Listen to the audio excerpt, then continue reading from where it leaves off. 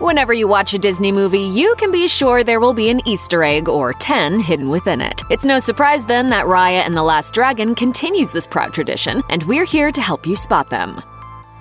Although Pua the pig is a whole lot cuter, as far as animal sidekicks go, Heihei the rooster is the creature who accompanies Moana on her adventure in her 2016 movie. Indeed, the not-so-bright bird winds up traveling with her across the sea after accidentally stowing away on her boat. He might be dim-witted, but he still manages to get into all sorts of shenanigans. Alan Tudyk, the actor who provided Heihei's voice, also voices Raya's pet and steed, Tuk Tuk. Possibly as a nod to Tudyk's previous role, Heihei shows up very briefly in Talon's busy central marketplace. Tuk Tuk is Raya's constant and adorable companion, and he's also her steed. We most frequently see him rolling underneath Raya like a living unicycle. This isn't just a neat idea, though, it's a cultural reference. Tuk Tuks are a type of vehicle commonly seen in many Southeast Asian countries, also called an auto rickshaw. They are open air, have 3 wheels, and get their name from the sound they make. Tuk Tuks originated in Japan in the 1930s and went on to become popular throughout Southeast Asia. Raya's Tuk Tuk might not be motorized, but he does make a slightly automotive noise as he rolls along the roads of Kumandra. As Raya walks through Talon's busy streets, a number of shots reveal a dog that looks somewhat like a Xolowitz Queently, also called Xolos, the type of dog portrayed in Disney's Coco. In fact, this pooch might just be a reference to Miguel's beloved pet, Dante. Though the dog isn't exactly a visual match, he could also be an Easter egg in reference to Southeast Asian culture. In keeping with the meticulous design of the film, the Talon dog is most likely to be a Southeast Asian village dog. Village dogs, which are found throughout Asia, are not quite domesticated and they are not purebreds. They are genetically diverse and thought to be descendants of the original domesticated dogs of Central Asia from 15,000 years ago.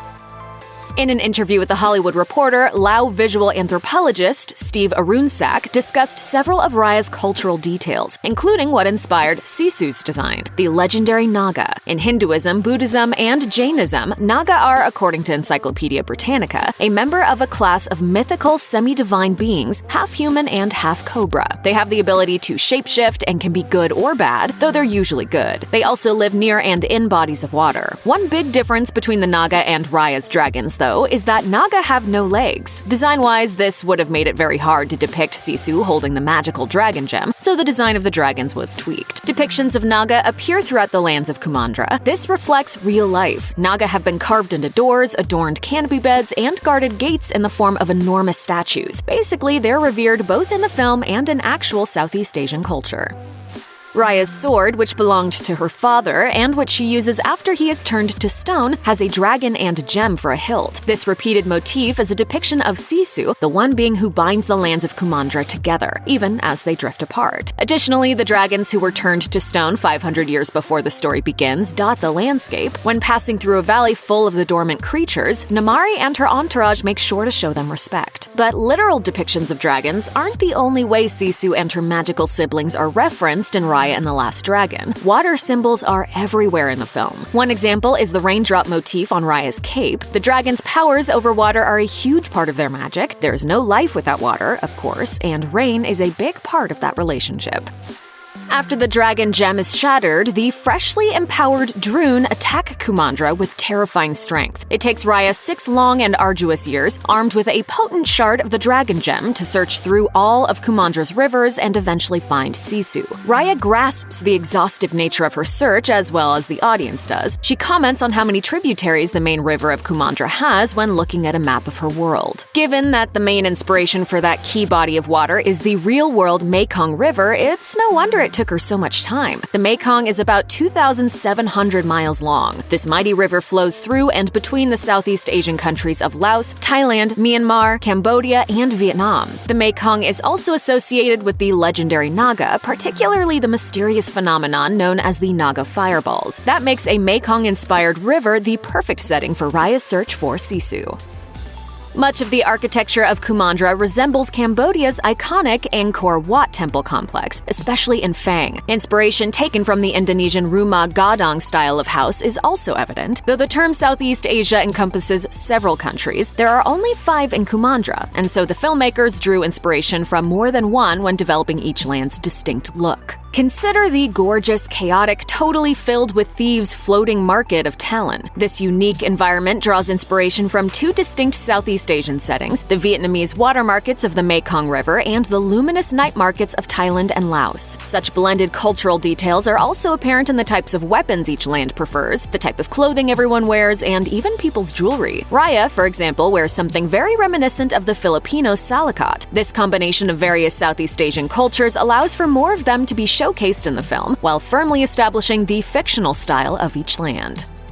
Throughout most of Raya and the Last Dragon, the audience sees Raya as the good princess and Namaari as the bad one, though of course the film's climax reveals they have far more in common than they think. One thing that is very different, though, is their approach to fighting. When we first meet Raya, she is trying to get into the temple in Heart that houses the dragon gem. In order to open a secret stone doorway, she pulls out two bamboo sticks and puts them in holes in the stone to turn and unlock it. Those sticks are used in the Filipino martial arts form arnis, which is also known as kali and eskrima. Arnis is mainly defensive and involves fighting with sticks, swords, and daggers. It is a combination of various fighting forms developed over thousands of years. Raya also uses penchak silat, which combines the art of movement, self-defense, physicality, and spirituality. Furthermore, Chief Benja's sword, which Raya wields after her father is turned to stone, is an Indonesian kris, which has a wavy blade and is considered to be a spiritual object as well as a weapon. In contrast, Namaari uses Muay Thai and Krabi Krabong. Muay Thai is somewhat similar to boxing, while Krabi Krabong uses weapons. Both fighting styles originated in Thailand.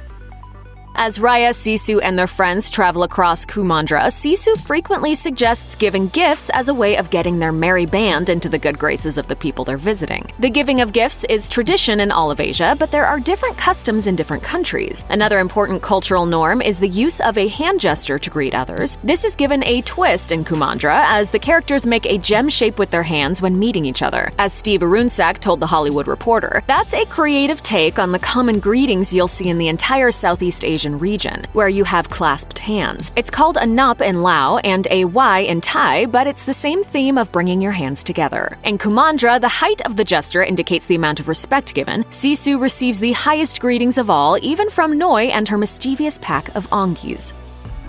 After Raya and Sisu meet 12-year-old Boone, he winds up going with them on their quest for the remaining pieces of the dragon gem. This allows the party to travel aboard his boat, or as he calls it, his shrimporium. Boone ferries them from land to land along Kumandra's river, but he doesn't do it for free. Raya has to offer him some of her jade as payment. As they travel, things become increasingly perilous for the gang. Ferrymen frequently function as symbols in literature and myth. Consider Charon, a figure from Greek mythology who ferries the dead across the river Styx to Hades, a dangerous journey on a good day. The dead need to give Charon one coin as fare for safe passage, much like Raya has to bribe Boone with jade. Likewise, at the climax of the film, all the characters except Namaari wind up turned to stone, a form of death that is undone once Namaari is able to put the dragon gem back together and defeat the Droon. The gem is used as a form of payment, albeit one that brings the dead back over the border to the land of the living.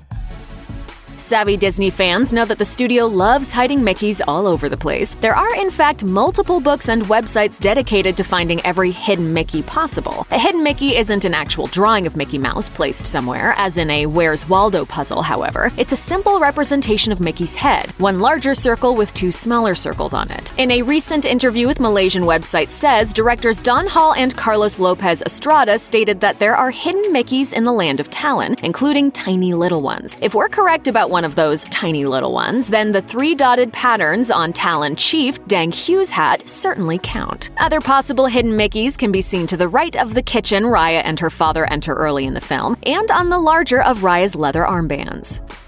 It's not a huge secret that Disney sometimes recycles animation in its film, but sometimes a scene is less recycled than it is deliberately echoing another Disney property. In this case, the shipwreck scene in Raya and the Last Dragon echoes the one in Frozen 2. In Frozen 2, Anna and Elsa find a shipwreck which turns out to be the ship on which their parents perished. In what might be a wry nod to that scene, when Raya and Tuk Tuk come to the end of their search for Sisu, they find a wrecked ship. Raya comments, 6 years of searching and we end up at a literal shipwreck. Is the film making fun of Anna and Elsa's sad discovery? Probably not, but pointing out such a similar scene, even though it has a different outcome, is no doubt a wink to the Easter egg savvy Disney fan.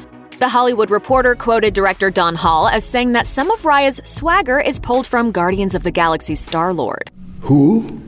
Star-Lord, man. Legendary outlaw. That's definitely not the only movie Raya references. When Tong decides to throw in his lot with Raya and Sisu, he says, I wish to join this fellowship of butt-kickery. We're counting this as a shout-out to another fantasy epic, The Lord of the Rings, The Fellowship of the Ring. Raya even wears her childhood hair ring on a necklace, after all, just like Frodo does with the One Ring. Check out one of our newest videos right here. Plus, even more Looper videos about your favorite movies and TV shows are coming soon. Subscribe to our YouTube channel and hit the bell so you don't miss a single one.